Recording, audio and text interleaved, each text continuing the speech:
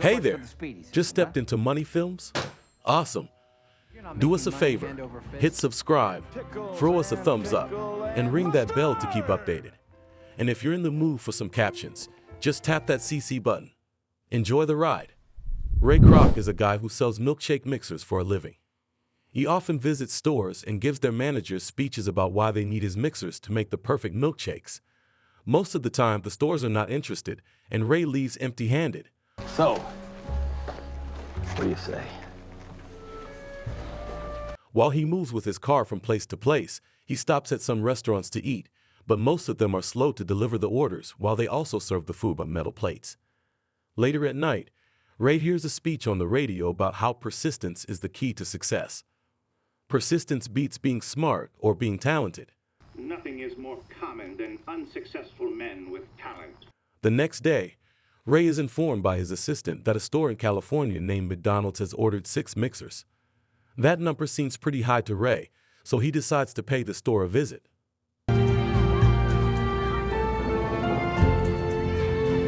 Upon arriving, he finds a huge line waiting to be served, but a lady tells him not to worry because the line moves fast. When it is his turn to order, his order is prepared in under 30 seconds, which really impresses him. Plus, the order is delivered in a bag that can be disposed of. You just eat it straight out of the wrapper and then throw it all out.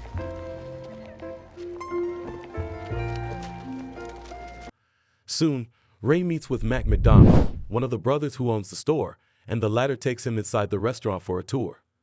After seeing how fast things work in this restaurant, Ray also meets Dick McDonald, and he invites the 2 brothers out in order to pick their brains. That night, the 3 of them go out for dinner, and the brothers start narrating how they built their store to the point it has reached today. In the beginning, they started it as a drive-in place, but they had big ambitions and tried to make something better of it. Hey, people still gotta eat, right? So we decided to open up our own little stand. Have you ever been to a place that completely exceeded your expectations like the McDonald's did for Ray? Share your experience in the comments. They shut the store down for a couple of months and thought about it. They wanted to avoid some things, such as hiring waitresses or having clients they did not want to have, such as punk teenagers. They decided to make the store a self-service fast food restaurant, where the orders would be delivered in 30 seconds instead of 30 minutes. The 2 of them took the employees who would work in the kitchen to a tennis court and explained to them how the kitchen would be rearranged for efficiency and speed. And pickles and pickle and mustard! Initially, things were not going well as people could not get the concept of the store. The brothers started considering shutting the store down and making it a drive-in again, but one day things changed. People started coming in, and things got rolling. So that's our story. After the dinner, Ray returns home and thinks about what the brothers told him. The next morning, he waits for them outside the store and tells them they should make McDonald's a franchise. However, the brothers tell him they have already tried that, and they failed. The thing is, it's difficult to have control over the quality of the food if the other stores are too far. Practically, the food might taste very different. Ray, we're not interested. With his ideas being rejected, Ray is on the road again, trying to be a salesman. However, he keeps thinking about McDonald's and comes back for another meeting with the brothers. He tries to appeal to their big dreams and tells them that McDonald's can be a franchise that exists in every city in America, just like there is a church and a courthouse. They had a courthouse and they had a church. On top of the church, got a cross, and on top of the courthouse, they'd have a flag. Flags, crosses, crosses, flag. The brothers take some time to think about it. Mac knows that this is Dick's dream, but Dick, on the other hand, knows that Mac did not take it lightly the previous time they tried to expand. It had cost him a diabetic shock due to the stress and sadness. Despite this fact, they agreed to give it another try and hire Ray. Ray wants to move fast. He has found a place to build the next McDonald's store, and he has also landed a sponsorship. However, Dick tells him including ads on their meals is not a part of their philosophy. The 2 of them get caught up in an argument, and Ray hangs up. So much for the speedy system, huh? The brothers are worried about Ray's behavior, believing that a man like him who can't control his temper can be dangerous. Soon, the store is opened, and Ray tries to have complete control over how things work. That night, he returns home to his wife Esther and tells her to get dressed for a night at the country club. He and his wife have been distant, but things seem to be turning around. At the club, some guys make fun of Ray and his past professional endeavors. Restaurant filled with milkshakes and Voldenooks. But his wife defends him by saying he is building on something new now. Ray starts telling everyone about McDonald's. That makes him think of something else. That if all these rich people invest in the franchise, he will be able to open more and more stores. But he does not like how his rich friends handle their investments as they force the stores to sell food that is not included in the initial menu. Oh no, Ray, looks good to me. What the hell do you know about quality? In the meantime, the McDonald brothers are worried about Ray. They believe he is moving too fast, and consequently, it will be hard to maintain quality standards all over the stores.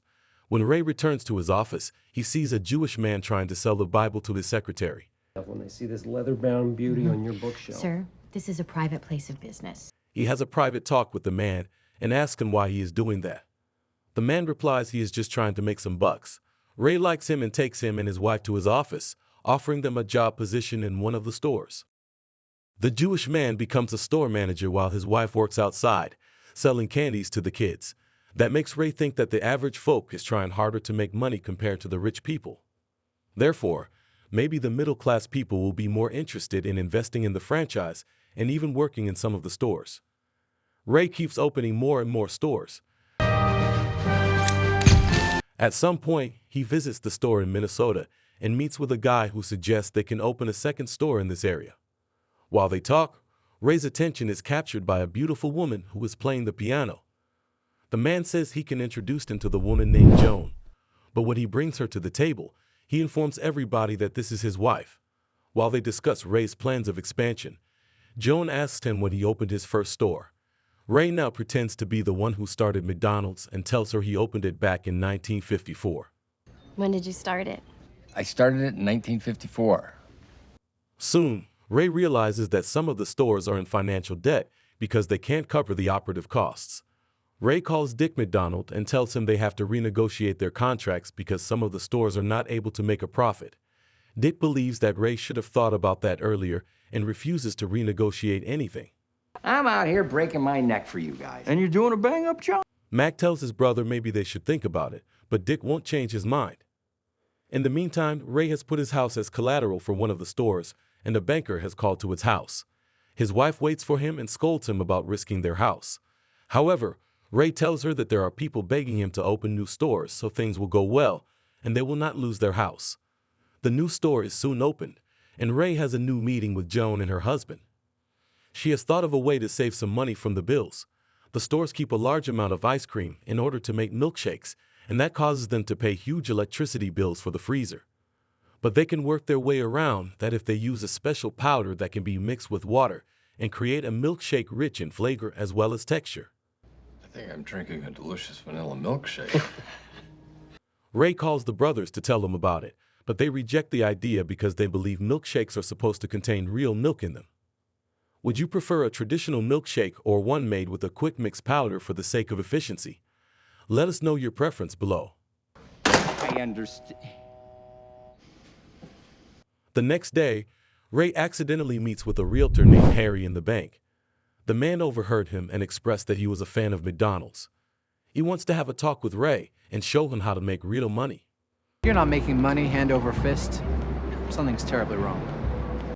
In Ray's office, he says that Ray should not just rent the land the stores are built upon, but rather create his own company, buy the land, and then rent it out to the McDonald's franchise. What you ought to be doing is buying up plots of land, then turning around and leasing said plots to franchisees. Ray does exactly that. When Dick receives the news, he is infuriated at Ray. However, Ray tells him the brothers still have complete control over what's going on inside the stores, while Ray has control over the land and the buildings. Your authority stops at the door and at the floor. All right? Later, though, Ray tells Joan that he approves of her milkshake powder idea and he will introduce it all across the stores. An angry Dick calls Ray, but the milkshake powder is not the only thing bothering him. Ray has renamed his company the McDonald's Corporation, which basically means he has stolen the name from the brothers. You have no right. You are to stop this instant. Is that clear? Nah. The brothers threaten to sue him, and Ray admits that they would win the case. However, they don't have enough money to do it, and they will lose too much in the process. After Matt has another diabetic shock, Ray wants to negotiate in order to keep the name. The brothers asked him for $3 million to keep their first store and also receive 1% of the franchise's income annually. Ray puts the $3 million payment into a contract, but says that his investors want to keep the rest of the deal off the books, so he offers them a handshake deal instead. Let's make a deal. The brothers shake hands, but things do not turn out well for them. In the future, Ray gets total control over the franchise. He pays the brothers $3 million for the name, but not the 1% royalties, which would amount to an impressive $100 million every year. In addition, he does not allow them to keep their first ever store. Unfortunately, the brothers can't do anything because they can't prove the handshake deal they made with Ray. Finally, Ray narrates that he was never a genius, but he was persistent, which is what made him win. How do you feel about handshake deals? Have you ever trusted someone based on a handshake agreement? Share your stories with us. Today, we explored Ray Kroc's journey with McDonald's, highlighting the transformative power of persistence and vision. However, the story also underscores the importance of business ethics, the risks of verbal agreements, and the significance of trust and partnerships. As we delve into such tales, it's vital to ponder the balance between ambition and integrity.